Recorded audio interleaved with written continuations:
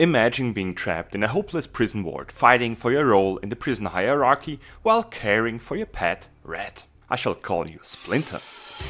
Space Prison is a turn-based survival roguelike, which sees us survive in a, you guessed it, space prison, joining a gang with members sending us off on quests to gain their respect, while we gather resources to craft better weapons and armor, as well as decorate our prison cell for a more hopeful environment. Boobies. After countless of hours spent on the corridor-filled map and shanking more people than I can count, I can tell you if Space Prison is a real fun or a refund. Starting off with the choice of our race and class, giving us some passive buffs, we drop into a bleak prison cell, getting the ropes by picking one of two gangs to join, which require us to fulfill menial and major jobs for them, while we need to keep our inmate healthy, fed and happy, indicated by 3 bars, filling up with food, a shower or some good night's sleep. The gang missions send us off into the hallway of the jail, where we encounter rooms filled with resources, social events which give us different choices to impact the relationship with our inmates, and of course enemy encounters, while every movement takes down of the daily timer, while at night we have to return to our cell with all possible friends or foes. These battles are done on a grid-based battlefield, with a handful of abilities each character has, depending on the race and weapons. With an increasing number of leadership points, we can charge into battle with different allies, like rats we befriended, drones we built, or other convicts whose trust we gained.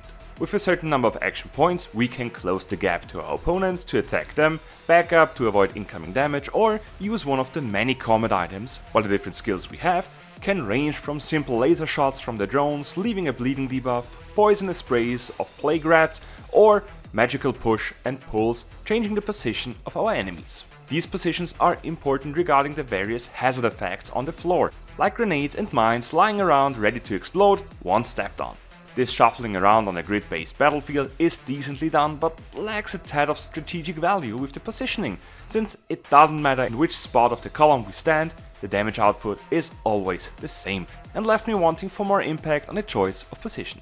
Outside of the battles, we have other challenges to overcome. First and foremost, the acquiring of resources and keeping them hidden from the prison guards. Yeah, I know what you think of.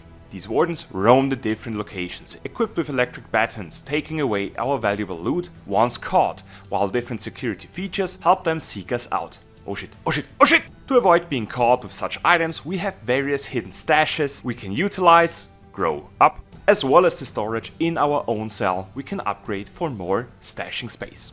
Next to the storage, we also have a human and red workbench, which let us build weapon, armor and combat items for the appropriate race, while a bathroom gives us temporary baths and a hidden cooking station sees us transform the gooey meat we obtain into delicious meals. These meals are necessary to keep the hunger at bay, while hope is the other survival mechanic we need to keep an eye on. At first it gets quite difficult to keep those 2 bars up, but the further we progress through the story, the easier it gets and becomes more of a side issue rather than a main struggle.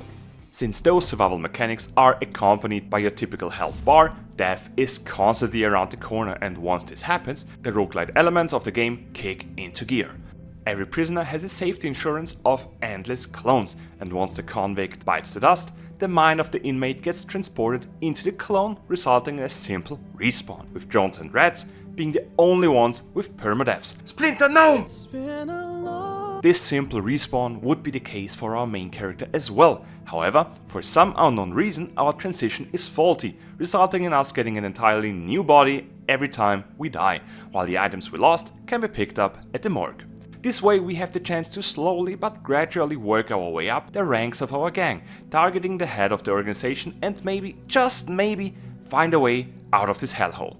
With a brilliantly bleak setting, tough surroundings and creative story quests, Space Prison only lacks somewhat in the combat department, while a consistent care for the survival mechanics and item durability can rub some players the wrong way. Regardless of that, I would say that Space Prison is a real fun instead of a refund, and with an available demo and a full price of $20, you can experience what it would be to make the whole prison your bitch. Would you agree with my verdict? Let me know in the comments, and don't forget to sharpen your shiv once in a while.